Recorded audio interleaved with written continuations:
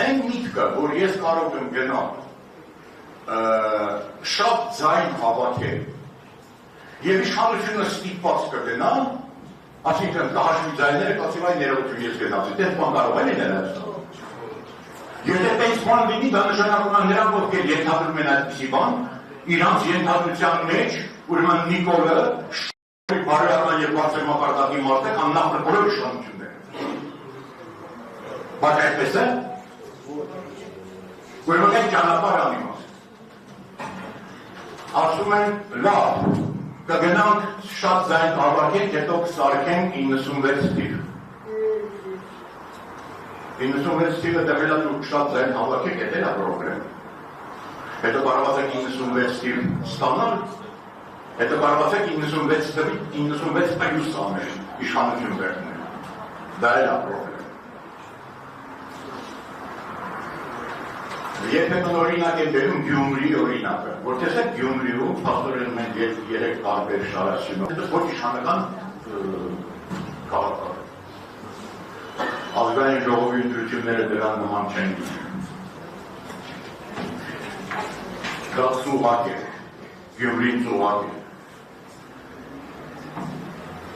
Ազգային ժողովի ընտրությունները իշխանությունների համար լինելու են կյանքի և մահի պայքար։ Եվ իրանք կարեն ամեն ինչ, այն ինչ որ չարեցին Գյումրիում։ Դա կյանքի և մահի հարց է, իշխանություն կորցնելու հարց է, փող կորցնելու հարցն է, ամեն ինչ կորցնելու հարցն է, այդտեղ իրանք գնալու են մինչև վերջ։ Եվ պլյուս եվրոպական որոշ ուժերել կան, որ իրանք համար Հայաստանի թույլ լինել, այս վիճակ լինելը մենակ Ռուսաստանի դեպքերի մեզերի կա, առանձնապես ձայն չեն անում։ Ուրեմն պետք է լինի ճակատ, այդ ճակատը կարող է գնալ ընտրությունները լավ ձեր կարող են լինել իշխանություն փոխելու, բայց այն դեպքում եթե դա մի ճակատ է, երկու տարբերակ կա, կամ այդ միասնական ճակատը միասնական տեխնատու է դնում, որին ես չեմ տեսնում, Հայաստանում հիմա գոյություն չունի մարդ, որի շուրջ ամբողջ ժողովուրդը համախմբվի։ Չկա տես մարդ։ Կարաջանակ պայքարի ժամանակ չեք իմանում, հիմա այդպիսի մարդ չկա։ Կարելի է իսկապես միասնական ճակատով գնալ ընտրություններին, 2-3 մասի բաժանվել, մտնել ընտրություններ, բայց ընտրությունների ավարտելուց հետո չկանգնել, որտեղ հաստատ հաղթելու են։ Մինչև վերջ գնալ եւ իշխանությունը վերցնել։ Առանց դրա Հայաստանը վերանում։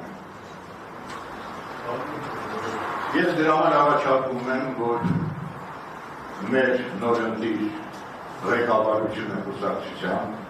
նախապատրաստի, նախագիծ փաստաթղթի, թե ինչի շուրջն են համախմբում մյուսներին բոլորին, փորձ անի իր ջանքերը թափի այդ միությունը ստեղծելու բայց քաղաքական ուժերը Հայաստանի բնակչության 10%-ն են կառավարում։ Mən ասած ամբողջ ժողովուրդը շփոթված վիճակում։ Եթե դու ազնիվ, անկեղծ ժողովրդին ճանապարհ ես ցույց տալիս, համոզված եմ, որ ժողովուրդը